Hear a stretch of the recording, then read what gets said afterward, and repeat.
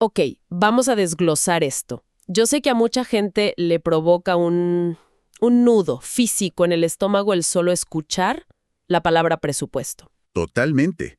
Es una reacción casi instintiva, de rechazo inmediato ante esa palabra. Exacto. De inmediato suena a restricción, o sea, a una jaula que prohíbe cualquier tipo de diversión o espontaneidad.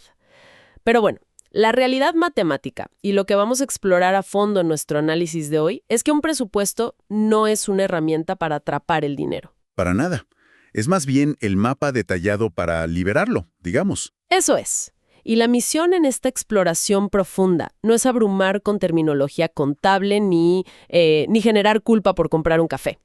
Al contrario, como comunicadora, mi objetivo aquí es destilar la información indispensable para que cualquier persona pueda tomar decisiones financieras con total confianza. Y sin ese estrés constante, el material base que tenemos sobre la mesa hoy es excepcional precisamente porque ataca ese miedo inicial del que hablas. Estamos analizando el contenido educativo de Khan Academy. Que es una fuente fantástica. Lo es. Por un lado, tenemos las explicaciones directas de Sal Khan sobre los conceptos fundamentales y esta famosa regla del 50-30-20. Y por otro, un artículo muy detallado de la misma plataforma sobre cómo dar ese primer paso práctico. Y las herramientas que existen para mantener ese sistema funcionando a largo plazo. Ajá. Y desde mi perspectiva como educador en finanzas, lo fascinante aquí no es solo la matemática pura, sino la psicología detrás de cómo los seres humanos interactúan con sus propios recursos. Ese enfoque psicológico es lo que realmente cambia el juego. Porque como yo lo veo, el mayor obstáculo es la percepción visual y mental que tenemos. En su nivel más básico, el mecanismo que plantean las fuentes es simplemente ganar visibilidad. Exactamente. Visibilidad. Es mantener un registro implacable de cuánto dinero ingresa frente a cuánto sale, bajo la regla de oro, claro, que no se puede romper sin sufrir consecuencias graves. Que es la imposibilidad matemática de gastar más de lo que se genera de forma sostenida. Exacto. Y hay una analogía muy visual para esto que me encanta usar en mi trabajo gráfico. Funciona exactamente igual que el GPS de un auto. Esa es una gran comparación. ¿Verdad que sí? O sea, un sistema de navegación no le dicta a nadie a dónde tiene que ir a la fuerza. No juzga el destino que se elige. Simplemente muestra la ubicación exacta en tiempo real. Para evitar salir del camino por accidente. O terminar en medio de la nada con el tanque de gasolina completamente vacío. Claro, esa visibilidad es el cimiento de todo. Pero lo que resulta verdaderamente revelador del material de Khan Academy, y esto es algo que veo muchísimo en mi práctica profesional, es dónde ocurre el primer gran error de cálculo al configurar ese GPS. ¡Uy, sí! Ese detalle que casi todo el mundo ignora al principio. Las fuentes hacen un énfasis gigantesco en esto. El presupuesto debe calcularse única y exclusivamente sobre el dinero después de impuestos. Dinero neto. Dinero neto, exacto. Es la diferencia abismal y a menudo muy dolorosa entre el salario bruto y el salario neto. Es que existe una trampa psicológica muy fuerte en ese punto. El cerebro humano tiende a anclarse al número más grande por pura gratificación, ¿no? Totalmente. Es una trampa de optimismo. Sí, porque cuando alguien firma un contrato laboral por, digamos, una cantidad anual específica, esa cifra bruta es la que se celebra. Es la que la mente utiliza de inmediato para empezar a planear un nuevo estilo de vida. Y ese es el peligro. Sin embargo, planear los gastos sobre un dinero que técnicamente jamás va a pasar por una cuenta bancaria personal Es construir un edificio sobre el aire. es una ilusión. Y desde una perspectiva de arquitectura financiera, calcular sobre el ingreso bruto es el equivalente a diseñar un puente ignorando por completo la gravedad. ¡Wow! ¡Qué imagen tan fuerte! Pero es la realidad. Las deducciones, ya sean los impuestos sobre la renta, los aportes a la seguridad social o los seguros médicos, pueden representar una porción increíblemente significativa del ingreso original. Es una tajada enorme que uno ni siquiera llega a tocar. Y si se planea la vida financiera, asumiendo que ese capital está disponible, pues el sistema entero colapsa en la primera semana del mes. Inevitablemente. El modelo presupuestario, como bien señalan las fuentes, solo tiene posibilidades de éxito cuando opera con el dinero real, el capital que efectivamente llega al bolsillo de la persona y está listo para ser asignado. Volviendo a la analogía del viaje, es como planear un viaje por carretera calculando que el tanque rinde, 1000 kilómetros, basándose en las especificaciones de fábrica. pero ignorando una fuga constante que drena el combustible kilómetro a kilómetro. El auto se va a detener muchísimo antes de llegar a la meta. Mucho antes. Y comprender esta diferencia es vital para la audiencia, porque el objetivo de este ejercicio no es simplemente sobrevivir de quincena a quincena sufriendo. El propósito real es alinear el gasto diario con las prioridades a largo plazo. Claro, sin una claridad absoluta sobre el ingreso neto, es mecánicamente imposible establecer cimientos sólidos. Así es. Ahora, digamos que ya tenemos la cifra correcta. Ya sabemos cuál es ese dinero neto real. Ajá, el punto de partida. Ahí surge la gran interrogante que suele paralizar a la mayoría. ¿Cómo decidir la distribución de ese capital? Porque las decisiones financieras diarias generan una inmensa fatiga cognitiva. Es una carga mental gigantesca. Cada compra, por más pequeña que sea, o sea, desde un chicle hasta pagar la luz, requiere un juicio de valor constante. Y para mitigar esa fatiga que como educador veo que es la razón principal por la que la gente se rinde, las fuentes de Khan Academy introducen un marco de referencia maravilloso. Que elimina la necesidad de adivinar todo el tiempo. Exacto. Y es la famosa regla del 50-30-20. Que me encanta cómo la plantean. Sí, porque las fuentes no la presentan como una ley universal inquebrantable que te va a llevar a la cárcel si la rompes. Más bien, la exponen como una heurística brutalmente efectiva para organizar las finanzas sin enloquecer. Y el ejemplo numérico que utilizan en el material hace que el concepto aterrice de inmediato en la realidad, de una forma supervisual. A ver, desglosémoslo. Si imaginamos un ingreso neto mensual de $1,000, la estructura dicta que $500 se destinan a las necesidades. El 50%. Exacto. $300 van a los deseos. Y $200 se reservan categóricamente para los ahorros. La simplicidad de dividir todo esto en solo 3 grandes bloques reduce todo ese ruido mental del que hablábamos. Es que clasificar simplifica. Pero, y aquí me pongo el sombrero de doctor en finanzas, desglosar ese primer bloque, el 50% de las necesidades, requiere una honestidad radical. La honestidad financiera. Esa duele un poco. Bastante. Según las fuentes, las necesidades se limitan estrictamente a lo imprescindible para la supervivencia física y el funcionamiento básico dentro de la sociedad. Nada de lujos disfrazados. Nada. Estamos hablando de la vivienda. O sea, el pago ineludible de la renta o la hipoteca. El transporte necesario para ir a generar ingresos, que podría ser el pago de un auto modesto o los boletos del transporte público. El supermercado para la alimentación básica. Y los seguros fundamentales, claro. Básicamente, son los elementos sin los cuales la vida diaria sería sencillamente insostenible. Un bloque, que es el 30% para los deseos. El material de Khan Academy los define como aquellas cosas que mejoran la calidad de vida, claro, que aportan entretenimiento y placer. Pero que no son de vida o muerte. Exacto. Que si desaparecieran de la noche a la mañana, la supervivencia física de la persona no estaría en riesgo. Sal Khan menciona en el video ejemplos súper clásicos. Como ir al cine. Ir al cine, asistir a un concierto o planear unas vacaciones en la playa. Es el espacio vital para el ocio. Y esto es crucial desde la teoría económica y psicológica. Un presupuesto que elimina por completo el placer es un presupuesto que está destinado al fracaso. Totalmente de acuerdo. Fracasa por agotamiento psicológico. Nadie puede vivir a pan y agua por años sin rebelarse contra su propio sistema. Pero aquí creo que es necesario hacer una pausa, porque analizando esto me surge la necesidad de cuestionar un poco la aplicación de esta teoría en la vida moderna. A ver, ¿en qué sentido? Porque la línea entre una necesidad y un deseo rara vez es tan nítida. Como comunicadora, noto mucho cómo las narrativas nos confunden. El cerebro humano es un maestro absoluto del autoengaño, especialmente cuando estamos bajo mucho estrés. Eso es indiscutible. La fatiga nubla el juicio. Por ejemplo, alimentarse es obviamente una necesidad biológica. Nadie discute eso. Sin embargo, ¿cómo se clasifica el pedir comida a domicilio un viernes por la noche, después de una jornada laboral de 12 horas? Ajá, claro. La trampa del cansancio. Es que en ese estado de agotamiento extremo, pedir una pizza desde el teléfono no se siente como un lujo de la categoría de deseos, se siente como una necesidad absoluta para poder seguir existiendo. Ese es el dilema central del consumidor contemporáneo.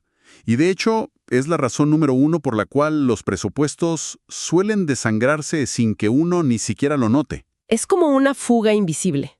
Pero fíjate que el material de Khan Academy aborda esta zona gris con un ejemplo implacable para disipar esa ilusión. Lo explican de forma brillante. ¿Cómo lo separan ellos? Dicen que comprar los ingredientes básicos en un supermercado y cocinar en casa, eso constituye la necesidad pura.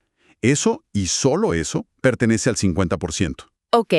¿Y el restaurante? Entrar a un restaurante o pedir que la comida llegue calientita a la puerta de la casa, eso entra definitivamente y sin excusas en la categoría de deseo, ocupando por ende el 30%. ¡Wow! Claro. Es que la fricción ocurre al darse cuenta de lo que realmente se está comprando en ese escenario de la pizza a domicilio. Exacto. ¿Qué estás pagando realmente? No se paga solo por las calorías o los nutrientes para sobrevivir. Al pedir comida a domicilio, la persona está pagando el servicio, el tiempo del cocinero en el restaurante, La comodidad. la inmensa conveniencia de no tener que lavar los platos después, y obviamente el combustible y el esfuerzo del repartidor. Toda esa prima adicional, todo ese costo tan elevado que va muy por encima del valor base de los ingredientes, es la definición exacta de un lujo. Es un servicio premium, por más que sea una simple pizza. Exacto. Y reconocer esa diferencia, incluso cuando el cansancio físico y mental intenta justificarlo como una necesidad de vida o muerte, es el mecanismo de defensa principal para proteger el balance general a final de mes. Y proteger ese balance, de hecho, es lo único que garantiza la existencia del tercer componente de la regla, que a mi juicio profesional es el más crítico. El intocable 20%. El 20% destinado a los ahorros. Sal Khan es súper enfático en el material al explicar que este porcentaje es, ojo, un umbral mínimo sugerido. No es el techo, es el piso. Correcto. Si la situación de la persona permite que la capacidad financiera para el bloque de ahorro sea mayor, la recomendación absoluta es incrementarlo sin dudarlo ni un segundo. Pero a menudo, el acto de ahorro genera un rechazo inconsciente en la gente. O sea, se percibe casi como una pérdida en el presente. Se siente como un sacrificio, sí. Se siente como tomar el dinero que uno ganó con tanto esfuerzo durante el mes y arrojarlo a un pozo oscuro donde no se puede tocar ni disfrutar hoy. Es un problema de visualización temporal. Exacto. Requiere un nivel de empatía hacia una versión futura de uno mismo que es psicológicamente muy difícil de mantener cuando hay tantas tentaciones inmediatas. Pero aquí es donde la mentalidad cambia. Esa resistencia desaparece cuando se logra entender lo que realmente se está comprando con ese 20%. Las fuentes enumeran objetivos que van muchísimo más allá de solo acumular billetes en una cuenta. Que sería súper aburrido, la verdad. Primero, establecen la urgencia del famoso fondo de emergencia que está reservado para los llamados días lluviosos. Que siempre llegan. La vida es inherentemente impredecible. Contar con ese colchón financiero permite, por ejemplo, enfrentar facturas médicas sorpresivas o apoyar a un familiar en una crisis grave. O algo tan común como sobrevivir a una pérdida repentina de empleo. Y hacerlo sin caer en la espiral destructiva de la deuda con tarjetas de crédito de altísimos intereses. Es que básicamente con los ahorros se está comprando tiempo y opciones. Me encanta cómo suena eso. Se compra la capacidad de respirar frente a un desastre, en lugar de entrar en pánico total. Exactamente. Es la adquisición literal de la paz mental. Pero el material también destaca que este fondo es el motor principal para los proyectos vitales a largo plazo. Los sueños grandes. Sí, es el capital que hace posible, digamos, el pago inicial de una vivienda o la planificación de una compra significativa sin tener que recurrir al crédito bancario. O la construcción gradual de un retiro digno. En resumen, es transferir poder adquisitivo al futuro. Tal cual. Ahora bien, comprender toda esta distribución teórica del 50-30-20 es una victoria intelectual inmensa. Es dar el primer gran paso. Sin embargo, y como magíster en finanzas te lo digo, la teoría fracasa estrepitosamente si no hay un sistema para medir la realidad en el día a día. Totalmente.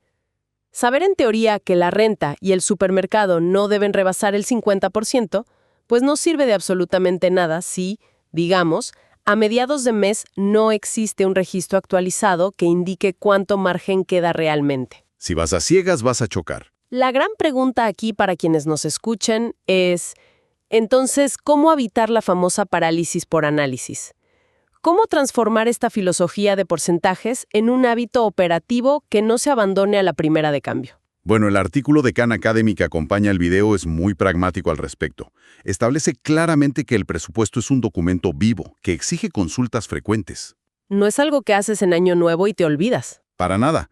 Un presupuesto creado en enero y abandonado en febrero es un ejercicio inútil. Y para garantizar esta continuidad, el material desglosa un espectro completísimo de herramientas. Desde las opciones más tradicionales y análogas hasta las soluciones digitales más avanzadas. Reconociendo siempre que la eficacia de la herramienta depende totalmente del estilo cognitivo de cada individuo. No hay una talla única para todos. Exacto. Y el punto de partida que mencionan en el artículo es el clásico indiscutible, el lápiz y el papel. El método de toda la vida. Sí, y lejos de ser una técnica obsoleta, la fuente valida muchísimo su eficacia. Anotar los ingresos en una libreta, restar manualmente los gastos y clasificarlos en las 3 categorías requiere una atención súper profunda. Genera una fricción que te obliga a estar presente, ¿no? Completamente. Existe un peso psicológico innegable en el acto físico de escribir un número negativo en papel. Obliga a confrontar la realidad financiera sin ningún tipo de filtro ni pantalla. Es un choque con la realidad muy terapéutico a veces. Ahora, para quienes buscan un poco más de estructuras sin abandonar lo táctil, el artículo también sugiere buscar plantillas imprimibles en Internet, que como diseñadora valoro mucho porque ya ofrecen formatos preestablecidos y tablas que guían visualmente el proceso, paso a paso. Claro, el beneficio de lo análogo es esa hiperconciencia, pero su debilidad más grande es la altísima fricción operativa. Sumar recibos a mano todos los días exige una disciplina férrea que, seamos honestos, no todos tienen. Es muy fácil decir, luego lo anoto, y que se acumulen semanas de recibos. Por eso, para quienes necesitan estructurar datos con mayor agilidad, el artículo de Khan Academy avanza hacia las hojas de cálculo. Plataformas como Excel, Google Sheets o Numbers. Que ya estamos hablando de otro nivel de organización. Sí, porque actúan como una arquitectura financiera totalmente personalizable. La integración de fórmulas matemáticas simples elimina por completo el error humano en los cálculos básicos. Ya no te equivocas sumando. Exacto. Y permite proyectar escenarios complejos en fracciones de segundo. Puedes ver qué pasa si ahorras $50 más o menos este mes con solo cambiar una celda. Y ahí entra un elemento de diseño de la información que no se puede subestimar de ninguna manera en las hojas de cálculo. La capacidad de personalizar colores, fuentes, estilos. Que parece un adorno, pero no lo es. Para nada. Podría parecer un detalle meramente estético para que se vea bonito, pero el artículo menciona que tiene un impacto real en cómo procesamos los datos. Asignar, por ejemplo, el color verde vibrante a la columna de los ahorros y un rojo intenso a los gastos que exceden el límite ayuda al cerebro a decodificar todo el estado financiero de un solo vistazo. Es una lectura intuitiva. Y esta visualización de datos tan clara reduce drásticamente el estrés y la ansiedad de enfrentarse a un muro infinito de números grises y aburridos. Esa claridad visual es muy poderosa. No obstante, si el objetivo principal de la persona es eliminar casi por completo la fricción manual, esa que hace que la mayoría abandone sus presupuestos a los 2 meses, el material introduce la cúspide tecnológica. Las aplicaciones móviles. Las aplicaciones móviles especializadas. El artículo cita herramientas muy concretas y populares hoy en día, como Empower o YNAB, que por sus siglas en inglés significa You Need a Budget, o también aplicaciones como Mobiles, Que son súper comunes ahora. Y estas aplicaciones transforman toda la experiencia a través de un concepto fundamental en la economía del comportamiento: la automatización. Es que la fricción es el enemigo mortal de cualquier hábito nuevo. O sea, guardar cuidadosamente cada recibo del supermercado en la cartera o recordar sacar el teléfono para anotar el gasto de un café al final de un día larguísimo en la oficina, todo eso consume fuerza de voluntad. Y la fuerza de voluntad es un recurso sumamente limitado. Se agota. Y por eso, esa es precisamente la gran ventaja competitiva de las aplicaciones. Al conectarse directamente con las instituciones bancarias y con las tarjetas de crédito de la persona, extraen y categorizan las transacciones en tiempo real. Hacen el trabajo pesado por ti. Básicamente se pasa de un modelo de captura manual y tediosa a un modelo de vigilancia completamente pasiva. Es fascinante. Al pegar cualquier servicio con una tarjeta, el algoritmo de la app identifica inmediatamente la naturaleza del gasto, lo clasifica, lo resta del presupuesto mensual de la categoría correcta y actualiza todos los saldos sin requerir ningún tipo de intervención humana. Es la eliminación casi total de la barrera de entrada para empezar a presupuestar. Además, el material subraya un punto clave. Estas aplicaciones no se limitan a ser simples espejos inactivos del pasado financiero de la persona. Tienen un rol proactivo. Exacto. Asumen un rol proactivo en el día a día. Mediante alertas personalizadas, notificaciones push y recordatorios, intentan moldear activamente el comportamiento futuro del usuario. Como un entrenador financiero en el bolsillo. Imagínate recibir un aviso en la pantalla del teléfono indicando que tu límite del 30% para deseos está a $10 de superarse. Eso actúa como una intervención externa, deteniendo una posible compra impulsiva justo en el momento de la verdad, antes de que pase la tarjeta. Reducen la carga cognitiva al mínimo indispensable para funcionar. Dejan que la máquina haga toda la vigilancia constante y aburrida, para que la persona solo tenga que enfocarse en tomar las decisiones verdaderamente estratégicas. ¿Qué es lo que importa? Al final, y me parece muy sabio de parte de las fuentes, concluyen que no existe una jerarquía moral entre estas herramientas. No hay una herramienta correcta universal. Para nada. Usar una libreta desgastada con lápiz es exactamente igual de válido y respetable que usar la aplicación más sofisticada y cara del mercado. La herramienta perfecta es única y exclusivamente aquella que le genere a la persona la menor resistencia posible y la que fomente que se consulte el presupuesto constantemente. Haciendo una recapitulación rápida de esta exploración, la verdad es que esto nos revela un mapa de acción sumamente claro y aplicable. Así es, los pasos están ahí. Todo arranca con la necesidad absoluta y crítica de basar cualquier cálculo en el ingreso neto, desechando de una vez por todas esa ilusión del salario bruto. El primer paso para no construir sobre el aire. A partir de ahí, se despliega entonces el marco táctico del 50-30-20, que como vimos, exige una honestidad brutal para diferenciar las verdaderas necesidades de supervivencia de esos servicios premium o comodidades que se disfrazan hábilmente de necesidades debido al cansancio o la rutina. La trampa de la pizza a domicilio. Esa misma. Y finalmente el proceso se sella eligiendo el sistema de seguimiento que mejor neutralice esa fricción personal, ya sea asumiendo el peso psicológico del papel, diseñando la estructura visual y colorida de una hoja de cálculo o aprovechando la automatización proactiva de una aplicación móvil. Al final es la transición de adivinar a dónde desapareció la plata a fin de mes a dirigir con total autoridad a dónde debe ir desde el día 1. Qué buena forma de ponerlo.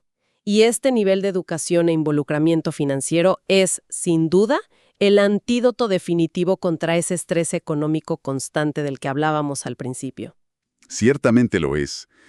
Sin embargo, y como pensador profesional en el ámbito de la economía, analizar estos conceptos desde una perspectiva un poco más amplia me plantea un cuestionamiento profundo.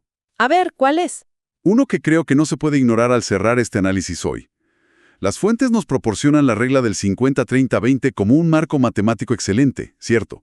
Y ha sido probado durante años. Sí, es como el estándar de oro. Pero la economía real no opera en un laboratorio estéril bajo condiciones perfectas. Ah, claro, la realidad allá afuera es otra. En el contexto actual que vivimos, los periodos de altísima inflación global o las crisis extremas en los mercados inmobiliarios de muchísimas ciudades provocan que el costo básico de la renta y los alimentos superen con muchísima facilidad ese 50%. Uy, en muchas ciudades supera el 60 o hasta el 70% del ingreso neto fácil, solo para no quedarse en la calle. Es una realidad económica durísima que fractura por completo las proporciones ideales sugeridas en la teoría de los libros. Rompe el esquema desde la base. Entonces, ante este desajuste estructural innegable, surge un debate muy crucial sobre la flexibilidad humana frente a esta rigidez matemática, y es algo que quiero dejarle a la audiencia para reflexionar. Es una excelente pregunta. Si las necesidades innegables, lo básico para sobrevivir, absorben casi la totalidad del capital, obliga al entorno a reimaginar por completo el concepto de los deseos. ¿Deberíamos eliminarlos por completo hasta que la situación se estabilice, corriendo el riesgo del agotamiento psicológico? Sería vivir solo para trabajar. ¿O impone la difícil decisión de renegociar ese 20% destinado al ahorro sagrado, sacrificando la velocidad hacia las metas futuras simplemente para poder sostener el costo del presente? ¡Wow! Es una tensión constante. Una batalla entre el ideal financiero perfecto y la dura, a veces cruel, realidad económica. Es una reflexión vital que cada persona que nos escucha enfrentará al momento de sentarse a diseñar y ajustar su propio mapa FI. Y las respuestas no serán fáciles. Pero es una interrogante inmensa que demuestra, sobre todo, que la gestión del dinero nunca, jamás, es un ejercicio estático. Las condiciones externas pueden forzar a redibujar el mapa constantemente, mes a mes. Pero el principio fundamental, como dijimos, permanece intacto. Bajo ninguna circunstancia se debe apagar ese GPS. Dominar la visibilidad absoluta de los propios recursos es la única forma comprobada de navegar la incertidumbre económica sin perder el rumbo. Totalmente cierto. A través de este análisis profundo creo que queda clarísimo que tomar el control requiere confrontar los números con la misma intensidad con la que se defienden los planes a futuro. Las herramientas y los porcentajes que exploramos hoy son solo el medio. El vehículo nada más. La verdadera transformación ocurre en el instante exacto en que la persona decide dejar de ser un pasajero pasivo asustado en el asiento de atrás y toma el volante de sus propias finanzas con ambas manos.